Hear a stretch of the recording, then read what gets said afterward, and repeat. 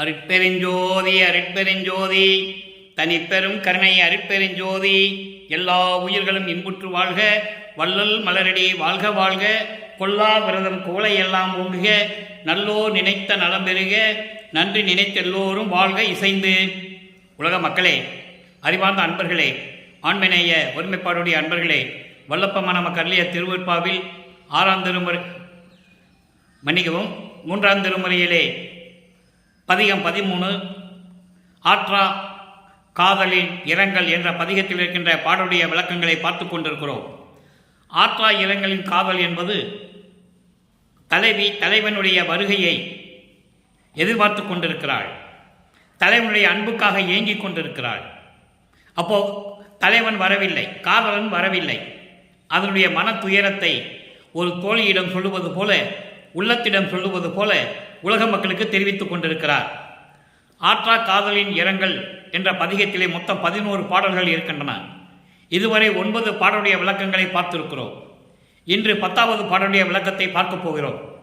ஒரு தலைவி தலைவன் மீது எப்படி காதல் கொண்டிருந்தால், அந்த தலைவன் வரவில்லை என்றால் எப்படியெல்லாம் மனம் கஷ்டப்படும், துன்பப்படும் என்பதை உலக மக்களுக்கு தெரிவித்துக் கொண்டிருக்கிறார் வல்லப்பமானவர்கள்.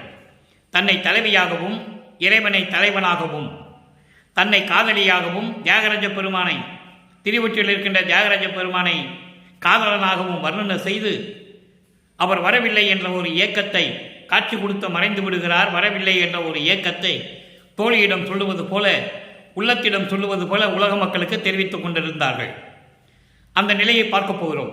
அதன் பின் இந்த சமயங்களும் மதங்களும் மார்க்கங்களும் இல்லாத காலகட்டங்களில் சமரச சுத்த சன்மார்க்கத்தை பெற்ற பிறகு இறைவன் வடலூரில் இருக்கின்ற இறைவன் அருட்பெருஞ்சோதி ஆண்டவர் என்றும், அங்கே திருவொற்றியில் இருக்கின்ற இறைவன் என்று சொல்லுவார் 3ஆம் திருமுறையிலே.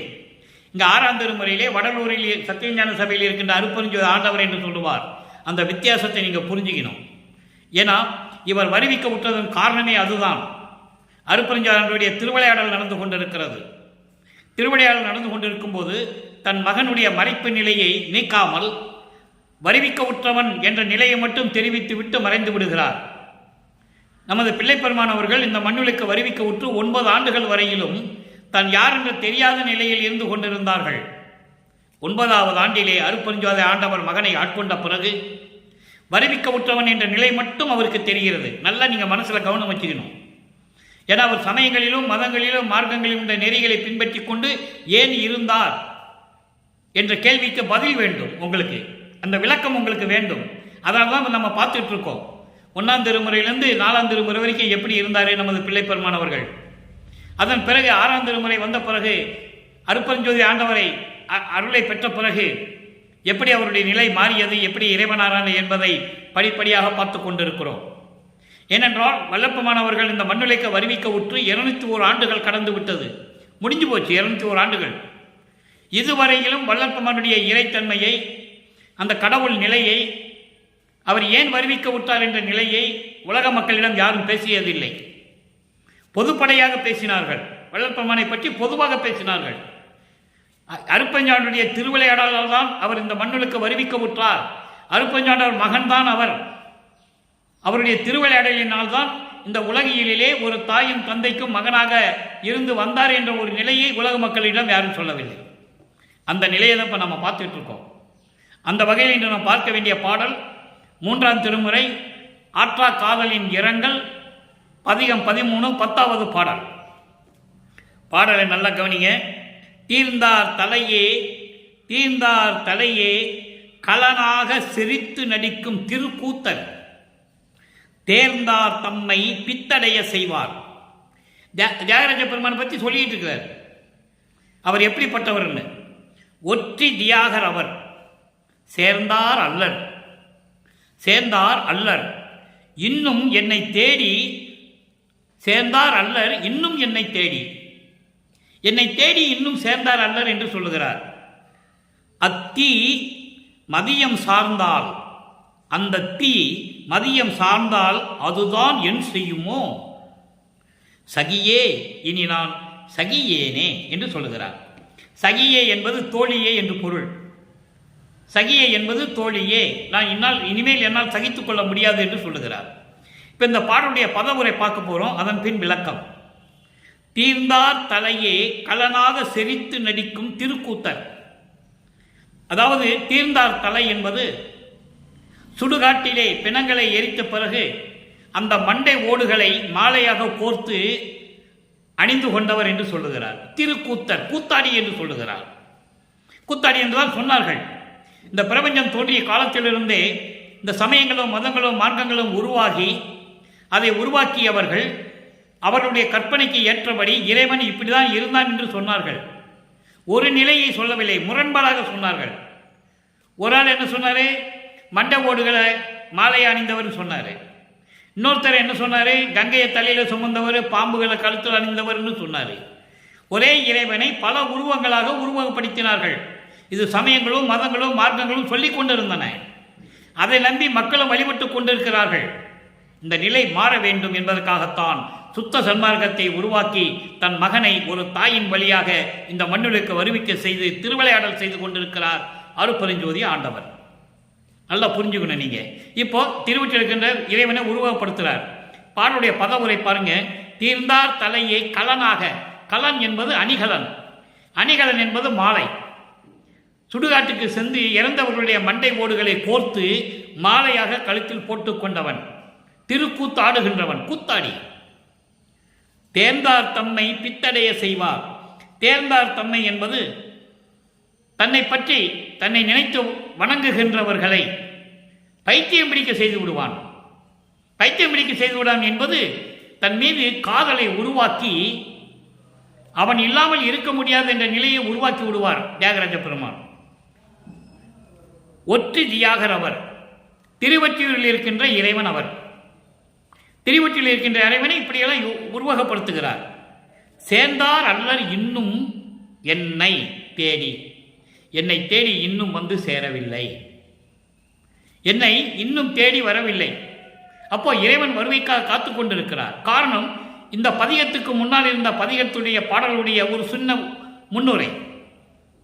வல்லப்பெருமான் அவர்கள் வருவிக்க உற்று 9 ஆண்டுகள் வரையிலும் தான் யார் என்ற தெரியாத நிலையில் இருந்து கொண்டு 9வது ஆண்டிலே இறைவன் வந்து ஆட்கொண்ட பிறகு இன்னும் அவருடைய மறைப்பு நிலை நீங்காத நிலையில் சமயங்களும் மதங்களும் மார்க்கங்களும் சூழ்ந்திருந்த காலகட்டங்களில் திருவொற்றியூரில் இருக்கின்ற தியாகராஜ பெருமான் தான் இறைவன் என்று தேடிக்கொண்டிருக்கிறார். அப்போ அவருக்கு அருட்பெருஞ்சாண்டவர் யாருன்னு தெரியாது, சுத்த சன்மார்க்கம் என்னன்னு அவருக்கு தெரியாது. அதை நீங்கள் நல்லா புரிஞ்சுக்கணும். அவர் விரும்பி இருந்தியதில்லை, விரும்பி சமயங்களிலும் மதங்களிலும் மார்க்கங்களிலும் இருந்ததில்லை, தெரியாது அவருக்கு. அப்போ அந்த நிலையில் இருக்கும்போது இப்படியெல்லாம் சொல்லிக் கொண்டிருக்கிறார். அவர் இன்னும் என்னை வந்து சேரவில்லை, என்னிடம் வந்து காட்சி கொடுத்து என்னிடம் வந்து சேர்ந்து என்னை அணைத்துக் கொள்ளவில்லை, என்னோடு சந்தோஷமாக இல்லை என்று சொல்லுகிறார். அப்போ அது என்ன சொல்றாரு? அந்த தீ மதியம் சார்ந்தால் அதுதான் என் செய்யுமோ. அந்த தீ என்பது அதாவது காமத்தினால் உண்டான அந்த ஆசை. ஒரு காதலை, காதலனை பார்க்க முடியாவிட்டால் அந்த காதலன் மீது எவ்வளவு ஆசை கொண்டிருந்திருப்பாள். அப்போ அவருக்கு அந்த காமத்தினுடைய துயரம் தெரியும் அந்த பெண்ணிற்கு. காதலன் தன்னை வந்து அணைத்துக் கொள்ளவில்லையே, அன்பாக பேசவில்லையே என்று சொல்லி அந்த காதலன் மீது அவ்வளவு காதல் கொண்டிருந்திருப்பாள். அப்போ அவளுடைய மன துயரம் எப்படி இருக்கும் என்பதை கூறுவதற்காகத்தான் வல்லப்பெருமான் இந்த பாடலை நமக்கு அருளி இருக்கிறார்கள். அப்போ அவர் எந்த மனநிலை இருந்திருப்பாரு அதை நீங்கள் நல்லா புரிஞ்சுக்கணும். ஏன்னா மண்ணுக்கு வருவிக்க விட்டு 24 ஆண்டுகள் வரையிலும் இந்த நிகழ்ச்சி தான் நடந்துகிட்டு இருக்கு. எந்த விதமான பலனும் அவர் அடையவில்லை. அப்போ இறைவன் இவர் வந்து பார்க்கும்போது திருவொற்றியூரில் இவர் நின்றுட்டு இருக்காரு தெருவில். அவர் தெரு வழியா திரும்பி பார்க்காம ஓடுறாரு, இவரும் பின்னாலே ஓடுறாரு. நமது பிள்ளை பெருமான் பிடிக்க முடியல, ஓட்டத்தை எப்படி பிடிக்க முடியும்? அப்புறம் நாரையும் கிளிகளையும் தூது அனுப்புறாரு, குறைச்சி பெண்ணிக்கிட்ட போய் குறி கேட்கிறாரு, எதுவுமே நடக்கலைங்க. ஏன்னா அங்கே அருட்பெருஞ்சாண்டவர் மேலே இருந்துட்டு திருவிளையாடல் பண்ணிட்டு இருக்கிறாரு. எந்த பதிலும் அவருக்கு கிடைக்கல. ஏன்னா சமயங்களிலும் மதங்களிலும் இருந்து அதனுடைய கொள்கைகள் எல்லாம் தெரியணும். அதுக்கப்புறம் உலக மக்களுக்கு சொல்லணும், அதெல்லாம் பொய்ன்னு சொல்லணும். தெளிவாக சொல்லுவார் ஞானசரியில் சொல்லுவார், பொறித்த மதம் சமயம் எல்லாம் பொய்யே, அவற்றில் புகுதாதீர், சிவம் ஒன்றே பொருள் என கண்டறிவின்னு சொல்லுவார். சிவம் என்றால் அருட்பெருஞ்சோதி தான் கடவுள் என்பதை நீங்கள் அறிந்து கொள்ளுங்கள், இதெல்லாம் பொய்ன்னு சொல்லுவார். ஏன்னா அது பொய்ன்னு சொல்லணும்னா அங்கே இருக்கணும், அது காலத்தின் கட்டாயம். அதனால தான் இங்கே இருந்தார். அதை நீங்கள் புரிஞ்சுக்கணும். அப்போ இப்படியெல்லாம் இருந்தவர் என்னை வந்து பார்க்கவில்லை என்று சொல்லுகிறார். தோழியிடம் சொல்லுவது போல உள்ளத்திடம் சொல்லி உலக மக்களுக்கு தெரிவித்துக் கொண்டிருக்கிறார். இப்போ இந்த பாடலை வரி வரியா பார்த்தோம். இப்போ கோர்வையா சொல்லுகிறேன், நல்லா கவனிங்க. இறந்தவர்களின் மண்டை ஓடுகளை மாலையாக தொடுத்து அணிந்து கொண்ட இறைவன் அவன் ஒரு கூத்தாடி. கூத்தாடி மட்டுமல்ல, தன்னை வணங்குகின்றவர்களை பைத்தியம் பிடிக்க செய்து விடுவான். அந்த நிலையில் இருக்கின்ற இறைவன் ஒட்டி நகரில் இருக்கின்ற தியாகராஜ பெருமான். அவர் இன்னும் என்னை தேடி வந்து சேரவில்லை, இன்னும் என்னை வந்து தேடி வந்து சேரவில்லை. இப்படியே போனா அந்த காம தீ இருக்கிறது அல்லவா, காம துயரம், அது வந்து என்ன துன்புறுத்துமோ எனக்கு என்று தெரியவில்லை. மனம் வரிந்து கொண்டிருக்கிறேன், அது மேலும் வந்து என்னை துன்புறுத்துமே. என் தோழியே, இனிமேல் என்னால் சகித்துக் கொள்ள முடியாது. அவர் ஒரு முடிவான நிலைக்கு வந்து கொண்டிருக்கிறார். அந்த நிலைக்கு இறைவன் கொண்டு வந்து நிப்பாட்டி வச்சிருக்காரு நம்ம பிள்ளை பெருமான் அவர்களை. நல்லா புரிஞ்சுக்கணும் நீங்க. அப்போ அந்த நிலையில் இருந்து கொண்டிருக்கிறேன் என் தோழியே, என் உள்ளமே, இறைவன் இன்னும் என்னை தேடி வந்து அணைத்துக் கொள்ளவில்லை, என்னை தேடி வரவில்லை, எந்த அருளையும் கொடுக்கவில்லை, இனிமேல் என்னால் பொறுத்துக் கொள்ள முடியாது என்று சொல்லுகிறார். சரி, இப்போ பாடலுடைய விளக்கம் பார்த்துட்டோம். இதனால் உலக மக்களுக்கு என்ன தெரிவிக்கிறார் இந்த பாடலை, எப்படி, அதை நம்ம பார்க்கணும். ஏன்னா தலைவி என்றாரு, தலைவன் என்றாரு, அதெல்லாம் ஒரு சிலருக்கு புரியாது. தோழி என்றாரு, உள்ளம் என்றாரு, சகியே என்றாரு, அப்படின்லாம் உங்களுக்கு ஒரு குழப்பம் இருக்கும். அது தேவையில்லை. இப்போ நான் சொல்கிறேன், இந்த பாட்டுடைய உலக மக்களுக்கு என்ன சொல்கிறாரு வள்ளற்பெருமான், அதை சொல்லி ஆகணும். உலக மக்களே, நான் இந்த மண்ணுக்கு ஒரு தாயின் வழியாக அருப்பரஞ்சோதி ஆண்டவரால் வருவிக்க உற்று 9 ஆண்டுகள் வரையிலும் நான் யார் என்ற தெரியாத நிலையில் இருந்து கொண்ட போது அருப்பரஞ்சோதி ஆண்டவர் என்னை வந்து ஆட்கொண்டு, மகனே நீ என் மகன் என்று உன்னை வருவிக்க உற்றவன் என்று சொல்லி மறைந்து விட்டார். வேற எந்த நிலையும் எனக்கு கொடுக்கவில்லை. அந்த நிலையில் சமயங்களும் மதங்களும் மார்க்கங்களும் சூழ்ந்திருந்த காலகட்டங்களில் சுத்த சன்மார்க்கம் தெரியாத நிலையில், இறைவன் யார் என்று தெரியாத நிலையில் உலக மக்களெல்லாம் எப்படி பேசிக் கொண்டிருந்தார்களோ அது போன்று நானும் தியாகராஜ பெருமானை பார்க்க வேண்டும் என்று திருவெற்றூருக்கு சென்று கொண்டிருந்தேன். தெருவழியை நின்று கொண்டிருந்த போது என்னை தெருவழியாக ஓடுகிறார், திரும்பி பார்க்காமல். நானும் ஓடியும் ஓட்டத்தை பிடிக்க முடியவில்லை. இதெல்லாம் நம்ம போன பதியத்துங்கள்லாம் பார்த்துட்டோம். அந்த சுருக்கம் உங்களுக்கு சொல்றேன், அப்பதான் புரியும். அதன் பிறகு மனம் துயரப்பட்டு கொண்டிருந்த போது நாரையை தூது அனுப்பினேன், பதில் இல்லை. கிளிகளையும் தூது அனுப்பினேன், என் மனக்குமரை சொல்லி தியாகராஜ பெருமாட்ட போய் சொல்லுன்னு சொல்லி கிளிகளை தூது அனுப்பினேன், பதில் இல்லை. இதெல்லாம் இப்படிலாம் நடந்து கொண்டு இருக்கிறதுன்னு சொல்லி ஒரு குறைச்சி பின்னிட்டு போய் புரியும் கேட்டுட்டேன். அதுவும் நடக்கலை. சோழி விழுந்தாதானே, அங்கதான் அருப்பஞ்சாண்டவர் திருவிளையாடல் பண்ணிட்டு இருக்காரு. அதுவும் நடக்கலை. நான் என்ன பண்றது? உலக மக்களே, மிகவும் துயரப்பட்டு கொண்டிருக்கிறேன். தியாகராஜ பெருமான் இன்னும் என்னை வந்து பார்க்கவில்லை, என்னோடு இணக்கமாக வந்து சந்தோஷமாக பேசவில்லை, எனக்கு எந்த அருளையும் கொடுக்கவில்லை, தனி மரமாக நின்று கொண்டிருக்கிறேன், எதுவும் தெரியாமல் என்று சொல்லி, உலக மக்களே இதுதான் என் நிலை என்று சொல்லி உலக மக்களுக்கு தெரிவித்தார். இப்போ சரி, இப்போ நிலைகள் மாறுகிறது, காலங்கள் உருண்டு ஓடுகிறது. 24 ஆண்டுகளுக்கு பிறகு 4ஆம் திருமுறை உருவாகிறது. அதெல்லாம் நம்ம இனிமே பார்க்க போறோம். இப்போ 3ஆம் திருமுறை வரைக்கும் 6ஆம் திருமுறையில் என்னென்ன விளக்கங்கள் இருக்குன்னு நம்ம பார்த்துக்கிட்டு இருக்கோம். 4ஆம் திருமுறைக்கு வரும்போது முதல்ல என்ன சித்தியை வாங்கினாரு, ஏம சித்தியை வாங்கினாரு, அப்புறம் சாகா கல்வி எப்படியெல்லாம் வந்தது, எப்படினாலும் நம்ம பின்னால் பார்க்க போகிறோம். அடுத்த மாதம் பார்க்க போகிறோம். இப்போ அந்த 3ஆம் திருமுறை முடிகிற கட்டத்தில் நம்ம இருக்கிறோம். இப்போ 6ஆம் திருமுறைக்கு வந்த பிறகு, சுத்த சன்மார்க்கத்தை பெற்ற பிறகு, அங்கே திருவொற்றியூரில் இருக்கின்ற இறைவன் அப்படின்னு சொல்லுவார், தியாகராஜ பெருமான் சொல்லுவார். இங்கே வடலூரில் இருக்கின்ற சத்தியஞான சபையில் இருக்கின்ற அருப்பெருஞ்சோதி ஆண்டவர்னு சொல்லுவார். இங்கே அந்த ஆண்டவரிடம் எப்படியெல்லாம் அருளை பெற்றேன், எப்படிப்பட்ட இறைவன், நான் எப்படி இறைவனிடம் சரணடைந்தேன், உடல் பொருள் ஆவியை என்னுடைய பற்றுகளெல்லாம் நீக்கி எப்படி இறைவனிடம் கொடுத்தேன், இறைவனிடம் எப்படியெல்லாம் அருளை பெற்றுக்கொண்டேன், இறுதியில் நான் எப்படி இறைவன் ஆனேன் என்ற விளக்கத்தை இங்கே நம்ம பார்க்க போகிறோம். நல்லா கவனிக்கணும்.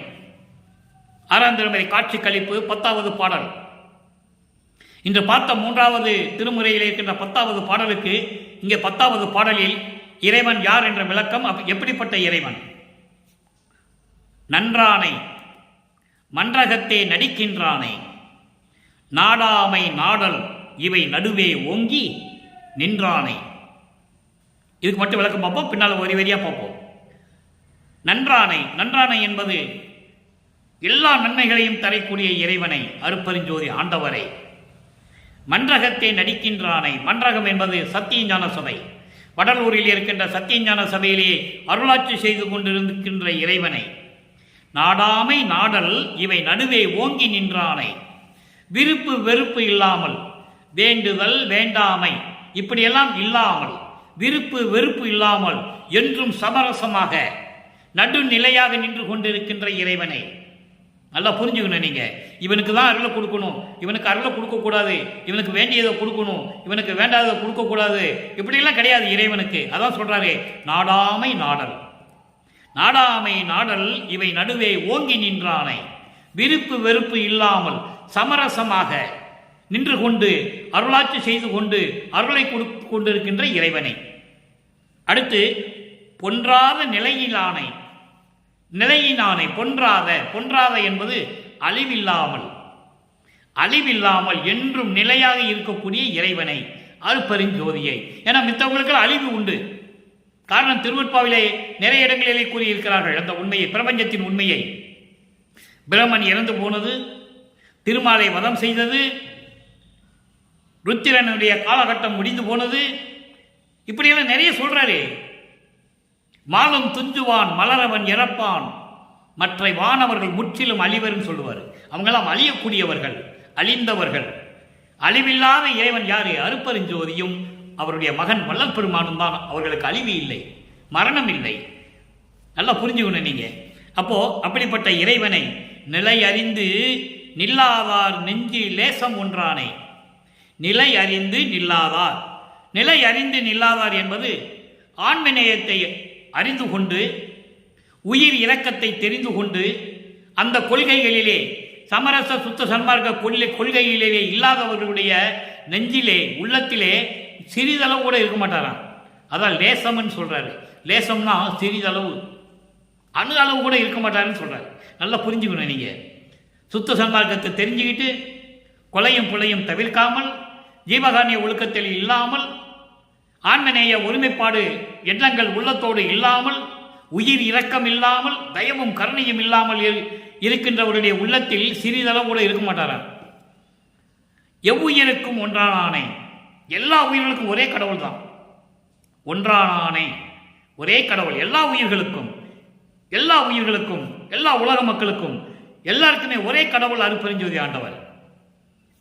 அடுத்து ஒரு சிறியேந்தனை நோக்கி, ஒரு சிறியேந்தனை நோக்கி உள்ளம் நீ அஞ்சேல் என்றானே.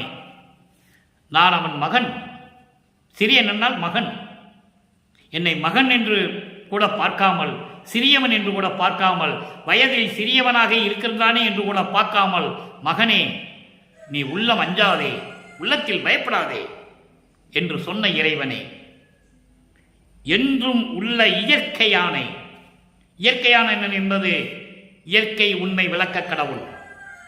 பிரபஞ்சத்திலே என்றும் உள்ளமாக, எவ்விடத்திலும் எவ்வுலகிலும் எல்லா இடங்களிலும் பரிபூர்ணமாக நிறைந்து கொண்டிருக்கின்ற இயற்கை உண்மை விளக்க கடவுளாகிய அருட்பெருஞ்சோதி ஆண்டவரை, எம்மானை கண்டு கழித்திருக்கின்றேனே. எவ்வளவு அற்புதம் பாருங்க. எம்மானை என்பது எனது தலைவனை, சமரச சுத்த சன்மார்க்கத்தின் தலைவனை, எனது தந்தையை, எனது தாயை, எனது அமுதை, எப்படி வேணா சரி நீங்க எடுத்துக்கலாம். அதை எம்மானும் சொல்லிட்டாரு. கண்டு கழித்திருக்கின்றேனே. எனவே அன்பர்களே, 3ஆம் திருமுறையிலே 10வது பாடலுக்கு இங்கே சரியான விளக்கம். அங்கே இறைவனை பார்க்கல, மனம் கஷ்டப்படுது.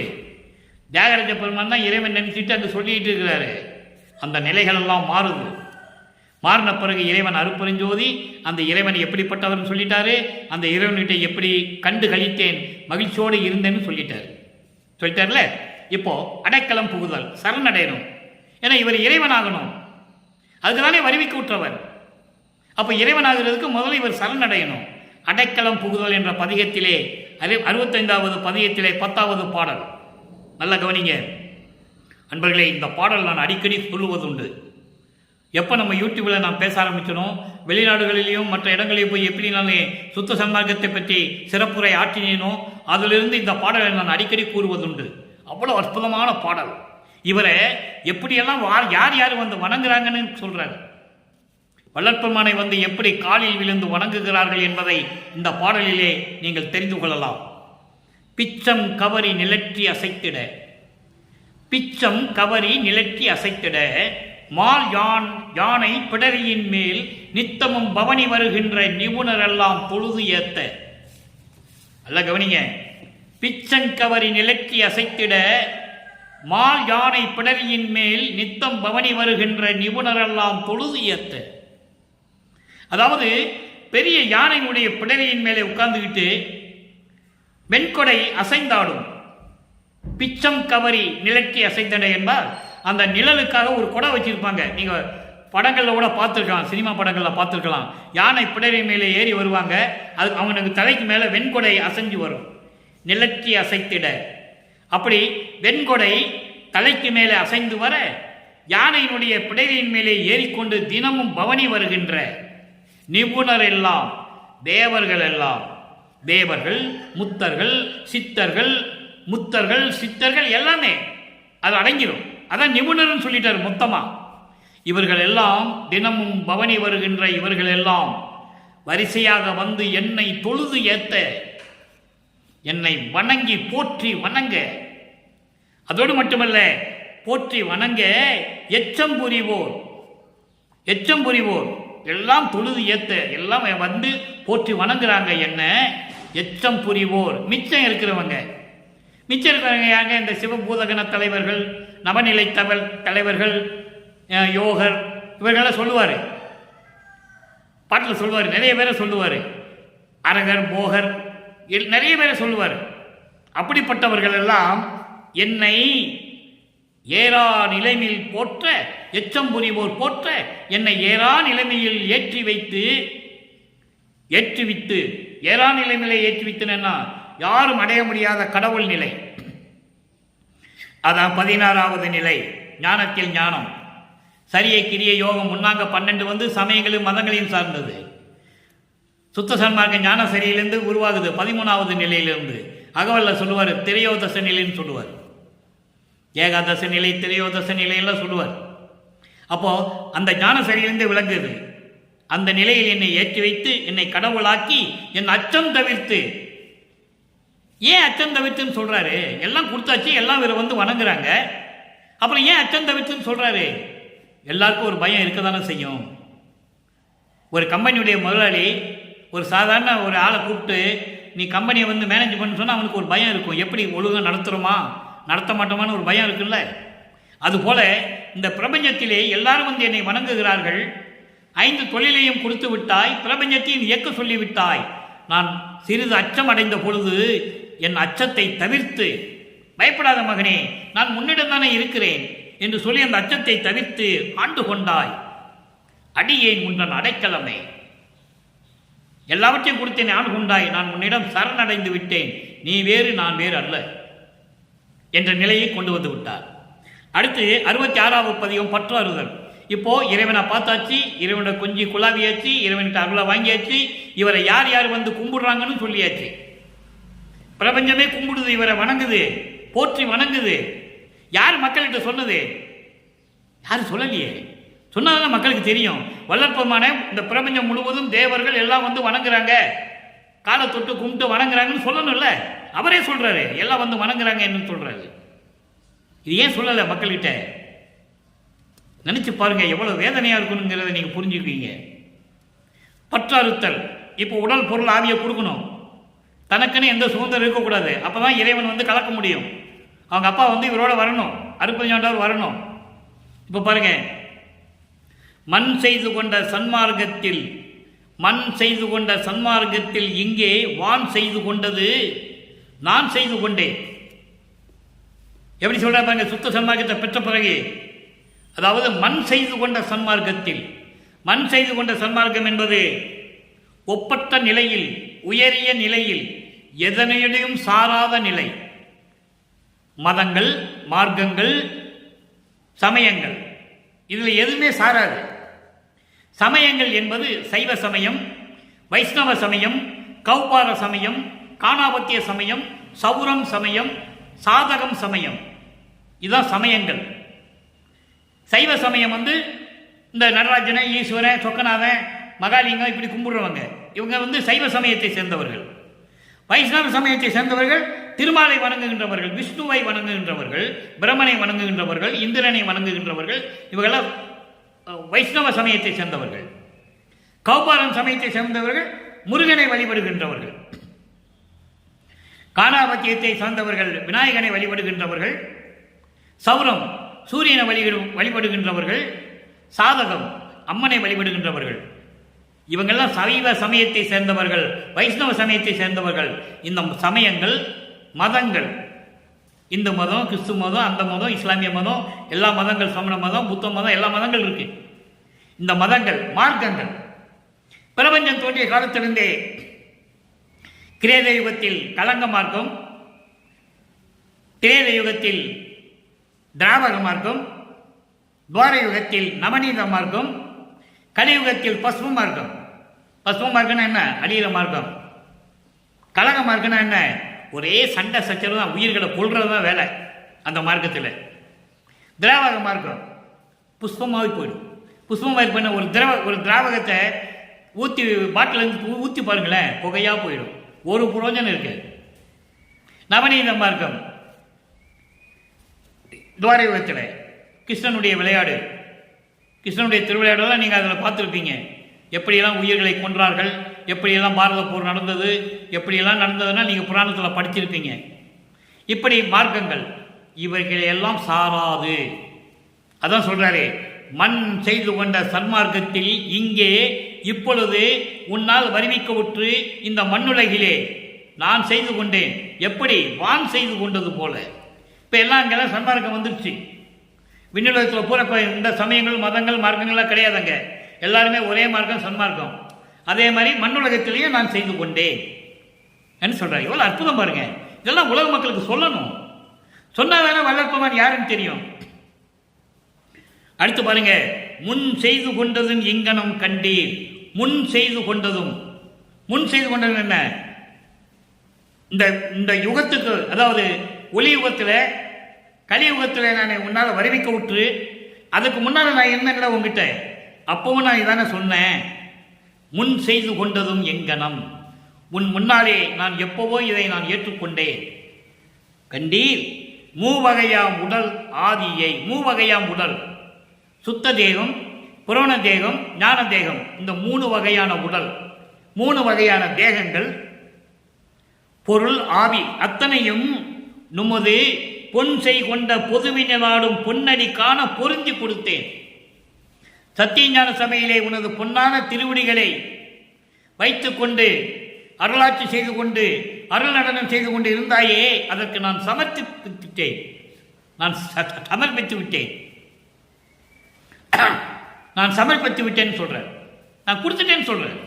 உன் பொன்னான திருவடிகளிடம் நான் சமர்ப்பித்து விட்டேன். நான் சரணடைந்து விட்டேன். முத்தேகத்தையும் கொடுத்து விட்டேன். சுத்த தேகம், புராண தேகம், ஞான தேகம், முத்தேகத்தையும் கொடுத்து நான் உன்னிடம் சரணடைந்து விட்டேன். நான் இனிமேல் எனக்கு எந்த விதமான பற்றும் கிடையாது. என் செய்து கொண்டாலும் செய்து கொள் கிற்பீர். நீ என்ன வேணா பண்ணிக்க, எனக்கு எந்த விதமான சுதந்திரம் கிடையாது. எல்லாத்தையும் உன்னிடம் கொடுத்து விட்டேன். என்னை பள்ளி எழுப்பி மெய் இன்பம் தந்தீரே. என்னையும் சமயங்களிலும் மதங்களிலும் மார்க்கங்களிலிருந்து விடுவித்து விட்டு அதனால் வந்த எல்லா குற்றங்களையும் நீக்கி, அறியாமையிலிருந்து நீக்கி எனக்கு பேரின்பத்தை கொடுத்து விட்டீரே அருப்பெருஞ்சோதி ஆண்டவரே என்று சொல்லி இந்த பாடலை நாம் கருளியிருக்கிறார்கள். சரி, இப்போ சுத்த சன்மார்க்கத்தை வாங்கியாச்சு, இறைவன் யாருன்னு சொல்லியாச்சு, இறைவன் எங்கே இருக்கிறார், மடலூர் இருக்கிறான்னு சொல்லியாச்சு, எப்படிப்பட்ட இறைவனை கண்டு ரசித்தேன்னு சொல்லியாச்சு, அடைக்கலம் கொடுத்தாச்சு, உடல் பொருள் ஆவியை கொடுத்தாச்சு. அடுத்து என்ன சொல்றாரு? 71வது பதிகம் அந்தோ 10வது பாடல். 2 வரி தான், பாடலே 2 வரி தான். அருமையா இருக்கும். ஏதோ சொல்லிதானே ஆகணும். மருள் வடிவே எஞ்சான்றும் எவ்விடத்தும் எதனாலுமாய் இல்லாத அருள் வடிவாய் இம்மையிலே அடைந்திட பெற்று ஆடுகின்றேன். தட்ஸ் ஆல் ஒரு ஆனர்.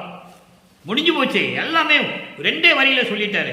அவர் ஏன் இங்க வந்தாரு, வருவிக்க விட்டுறாரு, எப்படி இருந்தாரு, எப்படி இறைவன் ஆனார்னு சொல்லிட்டாரு 2 வரியில. எப்படி? மருள் வடிவே, சமயங்களிலும் மதங்களிலும் மார்க்கங்களிலும் என்னை இருக்க வைத்து, எப்படி எஞ்சான்றும் எவ்விடத்தும் எதிலுமாய் இல்லாத எதிலுமே இல்லாத, எந்த உலகத்திலும் எந்த பிரபஞ்சத்திலும் இல்லாத அரிய நிலையில் இருக்கின்ற அருள் வடிவை எனக்கு கொடுத்து, அருள் வடிவு என்பது ஞான தேகம். ஞான தேகம்தான் கடவுள் தேகம். சுத்த தேகம், புராண தேகம், ஞான தேகம். ஞான தேகம் தான் இறுதியானது. உருவமாக இருக்கும், அருவமாக இருக்கும். சுத்த தேகம் உருவம் தோன்றும், நிழல் கீழப்படாது. புராண தேகம் தோன்றும், பிடிபடாது, பிடிக்க முடியாது, கட்டியெல்லாம் பிடிச்சிக்க முடியாது. அதனால தான் பிள்ளை பெருமான் அவர்கள் தனித்தனியாக யாரும் நம்மளை தொட்டு பார்த்துடக்கூடாதுன்னு தான் தனிமையான இடத்துல இருந்துகிட்டு இருந்தார். அதை நீங்கள் புரிஞ்சுக்கணும். யார் கூடயும் சேராமல், யார் வந்தாலும் சரி 10 அடி 15 அடி முன்னால் நிற்க வச்சு பேசுறது, இதெல்லாம் நடந்திருக்கு. ஏன்னா திடீர்னு யாராவது வந்து ஆர்வ கோளாறுல கட்டி பிடிச்சிடக்கூடாதுல்ல, அப்போ தெரிஞ்சிடும். ஏன்னா 51 ஆண்டுகள் வரைக்கும் வேறு யாருன்னே தெரியக்கூடாதுன்னு அக்ரிமெண்ட் போட்டு ஒப்பந்தம் போட்டு தான் அங்கே இருந்து வராரு. பெரிய கான்ஃபரன்ஸே நடந்திருக்கு, திருவிற்பால பாடல் இருக்கு, யாரும் மறுக்க முடியாது. அப்போ அந்த நிலையில் இருக்கின்ற ஞான தேகத்தை எனக்கு கொடுத்து இம்மையிலே அடைந்திட பெற்ற, இம்மையிலே என்றால் இந்த மண்ணுலகிலே, நான் ஏற்கனவே விண்ணுலகில் இருக்கும்போது இறைவனுக்கு நான் செல்வ பிள்ளையாக இருந்தவன் என்று சொல்லுவார். புதுமையன் அல்ல, புதுமையன் அல்லேன், தொன்று தொட்டு உனது பூங்கலலுக்கு அன்பு பூண்டவன் சொல்லுவார், அடிமை பூண்டவன் சொல்லுவார். தெளிவாக இருக்கு. அப்போ ஒரு யுகத்திலையும் நமது பிள்ளை பெருமானவர்கள் இருந்திருக்கிறார்கள் என்பதை திருவிற்பாவிலே நாம் கண்ட உண்மை என்பதை இங்கே நான் பதிவு செய்ய கடமைப்பட்டிருக்கிறேன். அப்படிப்பட்ட இந்த மண்ணுலகிலே எனக்கு எல்லாவற்றையும் கொடுத்து ஆடுகின்றேன். ஆடுகின்றேன் என்ன அர்த்தம்? அருளாட்சி செய்கின்றேன். இந்த பிரபஞ்சத்தை நான் தான் இயக்குகின்றேன். அடுத்த ஒரு பதியம் பாருங்க. அவருடைய நிலையை சொல்லிட்டாரா, கடவுள் ஆயிட்டாரு, பிரபஞ்சத்தை அவர் தான் இப்போ இயக்கிட்டு இருக்காரு. எப்போதுலேருந்து? 30/1/1874 இரவு 12 மணியிலிருந்து சதாசிவகிட்டிருந்து 5 தொழிலையும் வாங்கி மகனுக்கு கொடுத்து முடிசூட்டி ஆடு மகனைன்னு சொல்லிட்டு போயிட்டாரு அருப்பெருஞ்ஜோதி ஆண்டவர். அவர் உடம்புக்குள்ள போய் புகுந்துட்டார். அவருடைய கட்டளையின்படி இவர் பிரபஞ்சத்தை இயக்கிட்டு இருக்கிறார் என்பதை இந்த பாடலிலே நீங்கள் எளிமையாக புரிந்து கொள்ளலாம். அடுத்து பாருங்க, சன்மார்க்க நிலை 72 பதிவு. சன்மார்க்க நிலை 10வது பாடல். உலகத்தில் சன்மார்க்க நிலை எப்படி இருக்கணும் நல்லா பாருங்க. ஆடை எடுத்தான் என்று அறைகின்றீர். நல்லா கவனிக்கணும். இதில் பிரபஞ்சத்தின் உண்மைகள் மறைந்திருக்கிறது. இதெல்லாம் நீங்க எந்த தமிழகராதியிலையும் விளக்கம் கிடைக்காது. இறைவன் மீது பற்று கொண்டு, இறைவனே ஒருவன் என்ற நிலையில் இருந்து கொண்டு, சுத்த சன்மார்க்கம்தான் மார்க்கம் என்ற நிலையில் இருந்து கொண்டு இறைவனுடைய தயவையும் கருணையும் வாங்கி கொண்டால்தான் இந்த விளக்கம் கிடைக்கும். யாராலையும் சொல்ல முடியாது என்பதை பெரும் மகிழ்ச்சியோடு சொல்லிக்கொள்ள நான் விரும்புகிறேன். ஆடை எடுத்தான் என்று அறைகின்றீர். இறைவன் அருப்பஞ்சாண்டவர் மகனை பார்க்க வருகிறார். அப்ப காலை தூக்குற, ஏன் காலை தூக்குறேன்னு கேட்கிறார் இவர். நானே நடனம் ஆடுவதற்காக காலை தூக்கினேன் என்று அருப்பஞ்சாண்டவர் சொல்லுகிறார். அதுவும் அறைகின்றீர், ஆடை எடுத்தான் என்று அறைகின்றீர். அப்போ நான் சும்மா நடனம் ஆடுக்காக காலை தூக்குனேன் அப்படின்னு நீங்க சொன்னீங்க. நான் கேட்டதுக்கு தந்தையிடம் சொல்றாரு, சன்மார்க்க நிலையை பத்தி அங்க சொல்றாரு பாருங்க. அதுக்கப்புறம் என் தலைமையில் சூடை எடுத்தான் என்று சொல்லுகின்றேன். உலக மக்களே, இப்படியெல்லாம் எனக்கும் தந்தைக்கும் நடந்தது என்று சொல்லுகிறார். அந்த திருவிளையாடலை இங்க சொல்றாரு. காலை ஏன் எடுக்கிறீங்க அப்படின்னு அருப்பஞ்சாண்டவர்கிட்ட நான் கேட்டேன். எங்க அப்பா கிட்ட நான் நடனமாட காலை தூக்கினேன் என்று சொன்னார். ஆனால் அது அல்ல. இவர் சொல்றாரு, நான் சொன்னேன் அப்படி கிடையாது, அப்படி கிடையாது. என் தலைமையில் உன் பாதத்தை வைப்பதற்காக நீ காலை தூக்கினாய் என்று நான் சொல்லுகின்றேன். தந்தையிடம் சொல்றாரு. அப்போ நீ என் தலைமையில வச்சு ஆசீர்வாதம் பண்ணி அருளை கொடுக்கறதுக்காக தான் உன் காலை தூக்கினாய் என்று நான் சொல்லுகின்றேன். அப்பனுக்கு பிள்ளைக்கு அங்கே வாக்குவாதம் நடக்குது. அவர் இல்லைன்றாரு. இல்லை, நான் சும்மா நடனம் ஆடுறதுக்கு தான் காலை தூக்குனேன்னு அவர் சொல்றாரு மகன்கிட்ட. அப்போ இந்த பஞ்சாயத்தை எங்க சொல்றது? அப்பனும் பிள்ளைக்கு பஞ்சாயத்து வந்துடுச்சு. அந்த பஞ்சாயத்துக்கு தீர்ப்பு சொல்லணும். எப்படி சொல்றதுன்னு சொல்றாரு பாருங்க. நாடறிய இவ்வழக்கை யார் பால் இசைத்து அறுத்து கொள்கிற்பாம். யாரிடம் போய் நம்ம இந்த தீர்ப்பை வச்சுக்கலாம், பஞ்சாயத்தை வச்சுக்கலான்னு சொல்லுங்க அப்படின்னு அப்பாட்ட கேட்கிறாரு. எவ்வளவு அற்புதம் பாருங்க. அவர் காலை தூக்குறாரு. இவர் ஏன் நீ காலை தூக்குறேன்னு இவர் கேட்கிறாரு. நான் நடனமாடுவதற்காக காலை தூக்கினேன் என்று அப்பா சொல்றாரு அருப்பெருஞ்சோதி.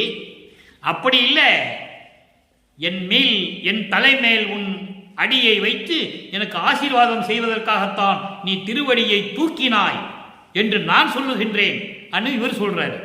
அதெல்லாம் அப்படியெல்லாம் கிடையாது, நீ நினைக்கிற மாதிரிலாம் கிடையாது அவர் சொல்றாரு. அப்போ பஞ்சாயத்து வந்துருச்சு, வாக்குவாதம் வந்துச்சு இல்லை. அப்போ நாடறிய இந்த உலகம், மண்ணுலகம், விண்ணுலகம், இந்த பிரபஞ்சம் அறிய இந்த வழக்கை யார்கிட்ட சொல்லி நம்ம தீர்த்துக்கலாம் அன்னு கேட்கிறார். இவ்வளவு அற்புதம் பாருங்க, தந்தைக்கு மகனுக்கு எப்படி நடக்குது பாருங்க.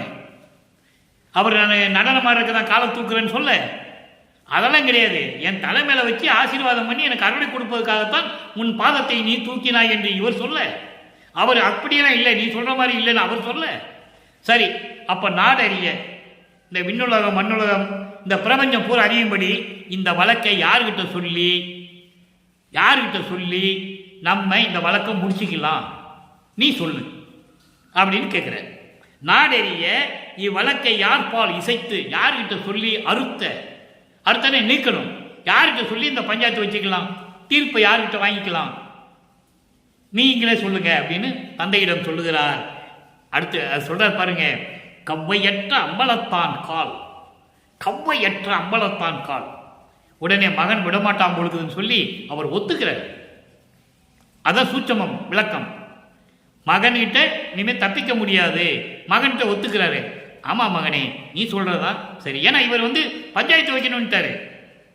மண்ணுலகம், விண்ணுலகம், பிரபஞ்சத்தில் யாரா இருக்காங்களோ எல்லாத்தையும் கூப்பிடு, யார்கிட்ட நம்ம இந்த பஞ்சாயத்தை சொல்லி தீர்ப்பு வாங்கிக்கலாம், நீ சொல்லு அப்படின்னு சொன்ன பிறகு என்ன சொல்றாரு பாருங்க, கவ்வையற்ற அம்பலத்தான் கால். கவ்வையற்றால் எந்த குற்றமும் இல்லாமல், எந்த குற்றம் இல்லாது, தீமை இல்லாமல், வஞ்சகம் இல்லாத அம்பலத்தான் அருப்பஞ்சோதி ஆண்டவனுடைய திருவடி அது என்று சொல்லுகிறார். அப்படிப்பட்ட திருவடியை என் தலைமையில் வைத்து ஆசீர்வாதம் செய்வார் என்று ஒரு பாடலிலே சொல்லுவார். இவர் படுத்திருப்பாரு, பாட்டில் சொல்லுவாரு, அன்பர்களே, இங்கு பேசக்கூடிய விஷயங்கள் அத்தனையும் கற்பனை அல்ல, பாடல்களின் விளக்கம். நீங்க எந்த வரி எங்க பாடல் கேட்டாலும் நான் சொல்லுவேன். அவ்வளவு தூரம் நமக்கு இறைவனுடைய தயவும் கருணையும் கிடைத்திருக்கிறது, விளக்கம் கிடைத்திருக்கிறது. இப்போ ஒரு திண்ணையில படுத்திருப்பாரு, அந்த பக்கம் மகன் படுத்திருக்கிற, சும்மா தான் படுத்திருக்கிறாரு. அவருக்கு தூக்கம் ஏது? வல்லற்பெருமானுக்கு, இறைவனுக்கு ஏது தூக்கம், இறைவனுக்கு ஏது பசி? அதெல்லாம் கிடையாது, சும்மா படுத்திருக்கிறாரு. அப்பா வருவாரா வரமாட்டாரான்னு நினைச்சு படுத்திருக்காரு திண்ணையில. இவர் இப்படி தலையை வச்சு படுத்திருக்கிறாரு. அவர் அவர் 2 காலையும் இவர் தலைமையில வைக்கிறார். பாட்டில் இருக்கு, தலைமையில வைக்கிறாரு. தெரியும், அப்பந்தான் தலையில திருவடியை வைக்கிறான்னு இவருக்கு தெரியும். தட்டி விடுறாரு. தட்டி விடும்போது திருப்பி எடுத்து வைக்கிறாரு. அவருக்கும் தெரியும் இவன் தூங்கல, சும்மாதான் இவன் டிராமா பண்றான், அவருக்கும் தெரியும். ஸோ அப்பனும் மகனுக்கும் ஊழல் நடக்கிறது அங்கே. இப்படிப்பட்ட ஒரு அருமையான விளக்கங்கள்லாம் திருவருட்பாவில் இருக்கு. அருப்பஞ்ச ஆண்டவருக்கு இவருக்கு நடந்த ஊழல்கள் ரொம்ப நிறைய இருக்கு. அதே மாதிரிதான் குழந்தையா இருக்கும்போது காது குத்தி கடுக்காம போட்டுருவாங்க. இவர் கடுக்கான கடைசி வரைக்கும் கட்ட மாட்டாரு, அவன் தான் கலட்டணும் அப்படின்னு இவர் படுத்திருப்பாரு திண்ணையில. அருப்பஞ்சாண்டவருக்கு தெரியும் எப்படி இவன் காதல் இருந்த கடுக்கான கலட்டணும், கலட்டினாதான் சுத்த சன்மார்க்கத்தை அங்கே கொடுக்கணும். ஏன்னா சுத்த சன்மார்க்கத்தில் அந்த சங்கற்ப விகற்பங்கள்லாம் கிடையாது. திருநூறு பூச வேண்டாம்னு சொல்லியாச்சு. இனிமேல் எதுவுமே சமயங்கள் மதங்கள் வேண்டாம் மகன் கிட்ட சொல்லியாச்சு. இப்போ இந்த கடுக்கான கலட்டணுமே. இவர் படுத்திருக்கிறாரு, திருட வேடத்தில் போய் கலட்டுறாரு. அவருக்கும் தெரியும் வந்தது அருப்பஞ்சாண்டவர் தான் தெரியும். கலட்டவனே திரும்பி படுக்கிறாரு, அந்த காதலையும் கழட்டிட்டு போறாரு அருப்பஞ்சாண்டவர். இப்படி நிறைய விஷயங்கள் திருவருட்பால இருக்கு. யாருக்கும் தெரியாத உண்மைகள், மக்களிடம் சொல்லாத உண்மைகள் மண்டி கிடக்கின்றன திருவருட்பாவிலே. அதை நீங்கள் புரிந்து கொள்ள வேண்டும் நண்பர்களே. இறுதியாக கைமாறியின்மை. இப்போ சுத்த சன்மார்க்கத்தை வாங்கியாச்சு, இறைவன் யாருன்னு சொல்லியாச்சு, எப்படிப்பட்ட அருளை வாங்கியாச்சுன்னு சொல்லியாச்சு, சரணடைஞ்சாச்சு, பற்றுகளை விட்டு கொடுத்தாச்சு, இறைவன் ஆயாச்சு. இறைவன் ஆன பிறகு தந்தையிடம் நான் என்ன கைமாறு செய்ய போறேன், உனக்கு எனக்கு இதெல்லாம் பண்ணி கொடுத்துட்டே இல்லை, என்ன கைமாறு செய்ய போறேன்னு கேட்கிறாரு. என்ன கைமாறு செய்ய போறேன்னு கேட்கிறாரு. அதுக்கு அருப்பஞ்சாண்டவர் எப்படி பதில் சொல்றாரு அதை இறுதியாக பார்த்துருவோம். புலையை தவிர்த்து என் குற்றமெல்லாம் பொறுத்து ஞான பூரணமா நிலையை தெரித்து சன்மார்க்க நீதி பொதுவில் நிறுத்தமிடும் மலையை காட்டி அதன் அடியில் வயங்க இருத்தி சாகாத கலையை கொடுத்தாய், நின்றனக்கு கைமாறி ஏது கொடுப்பேனே. நல்லா கவனிங்க. புலையை தவிர்த்து, புலை என்பது இங்கே இழிவான நிலைகள். இங்கே புலைன்னா மாமிசம் நினைச்சிடக்கூடாது, அவருக்கு தான் எதுவுமே இல்லையே. இங்கே புலைன்னா இழிவான நிலை. சமயங்களும் மதங்களும் மாண்புடைய நிலைகள் எல்லாம் நீக்கி என் குற்றங்களை எல்லாம் மன்னித்து, ஏன்னா அங்கே தானே இருந்தேன், அப்போ ஏற்பட்ட குற்றங்கள் எல்லாம் நீக்கணும்ல. அந்த குற்றங்களை எல்லாம் நீக்கி ஞான பூரணமான நிலையை தெரிவித்து, இறைவனுடைய நிலையை தெரிவித்து, சன்மார்க்க நீதி பொதுவில் நிறுத்திவிடும் மலையை காட்டி, சன்மார்க்க நெறியிலே நின்று கொண்டு சத்தியஞான சபையிலே அருள் நடனம் செய்து கொண்டு அருளாட்சி செய்து கொண்டிருக்கின்ற திருவடியை காட்டி அதன் அடியில் இருக்கை வைத்து, திருவடியின் கீழ் என்னை இருக்க வைத்து, சாகாத கலையை கொடுத்தாய், சாகா கல்வியை கொடுத்தாய், நின்றனக்கு கைமாறு ஏது கொடுப்பேனே. உனக்கு நான் என்ன கைமாறு செய்ய போறேன்னு சொல்லுவார். இதை ஒரு பாடலிலே 6ஆம் திருமுறையில் சொல்லுவார்.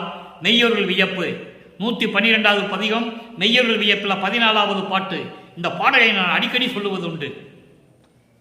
அதாவது நாகாதிபனும் அயனும் மாலும் நறுமுறுமெனவே ஞான அமுதம் அளித்தாய், நானும் உண்டு துண்ணவே சாகா கலையை பயிற்சி தந்த தயவை சாற்றருக்கரிது நினக்கு என் கொடுப்பது ஏதும் வியவையேன்னு சொல்லுவார். அதாவது நாகாதிபன்னா இந்திரனும் பிரம்மனும் திருமாலும் கோபமாக நின்று கொண்டிருக்கிறார்கள். அவர்களுக்கு முன்னாலே எனக்கு ஞான அமுதத்தை கொடுத்து சாகா கல்வியை எனக்கு கற்றுக் கொடுத்தாயே, அதெல்லாம் வெளியே சொல்ல முடியுமா? இதுக்கு நான் என்ன கைமாறு செய்ய போகிறேன், நீ ஒன்று எனக்கு என்னை கேட்கலையேன்னு கேட்பாரு. அதைத்தான் இங்கே கைமாறின்மையிலே சொல்றாரு. சாகா கல்வியை பயிற்று கண்ட சாகா கல்வியை கொடுத்தாய், நின் தனக்கு கைமாறு ஏது கொடுப்பேனே என்று சொல்லுகிறார். உடனே அருப்பஞ்ஞானவர் மகனிடம் சொல்லுகிறார். நல்லா கவனிக்கணும். மகன் கேட்டார் அப்பா கிட்ட, தந்தை மகனுக்கு உதவி செய்து விட்டார், அருளை கொடுத்துட்டாரு, கடவுள் ஆக்கிட்டாரு. இப்போ நான் என்ன கைமாறு கொடுப்பேன்னு இவர் கேட்குறாரு. அதுக்கு தந்தை பதில் சொல்லணும்ல. சர்க்குரிமணி மாலை 15வது பாடலில் அந்த பாடலுடைய விளக்கத்தை மட்டும் சொல்கிறேன். ஏன்னா நேரம் கடந்து விட்டது. விளக்கம் மட்டும் சொல்கிறேன். 15வது பாடலுடைய விளக்கம் சர்க்குரிமணி மாலை. நீ என் மகன், கலங்காதே, சிறிதளவு கூட நீ பயப்பட வேண்டாம், எனக்கு கைமாறு கொடுக்கணுமே என்ற எண்ணம் உனக்கு இருக்க வேண்டாம். நீ எனது மகன், அருப்பெருஞ்சோதியை உன்னிடம் நான் கொடுத்து விட்டேன். இறந்தவர்களை எல்லாம் எழுப்பி வந்து சுத்த சன்மார்க்கத்தை சேர்த்து அவர்கள் பேரின்பம் அடையும்படி கடவுள் ஒருவர் இருக்கிறார் என்று நீ உலக மக்களிடம் சொல்லு. அதோடு மட்டுமல்ல, கடவுள் இருக்கிறார் என்று நீ சொல்லு. தன்னை சொல்லுகிறார். இது மகன் தந்தை காட்டும் உதவி. அவர் கைமாறி என்ன கொடுப்பேன்னு சொல்லுவார். இங்கே சொல்றாரு, மகனே நீ இறந்தவரெல்லாம் கூட்டு வந்து திருப்பி சன்மார்க்கத்தை கொடுத்து அவங்களுக்கு பேரின்பத்தை கொடுக்கணும்னு சொல்லி கொடுப்பதற்கு, சன்மார்க்கத்தையும் இதை கொடுக்கறதுக்கு கடவுள் ஒருத்தர் இருக்காருன்னு போய் சொல்லி உலக மக்கள்கிட்ட சொல்லு. அப்போ அருப்பெருஞ்சாண்டவரை உலக மக்களுக்கு நீ தெரியப்படுத்த வேண்டும் என்று சொல்லுகிறார்.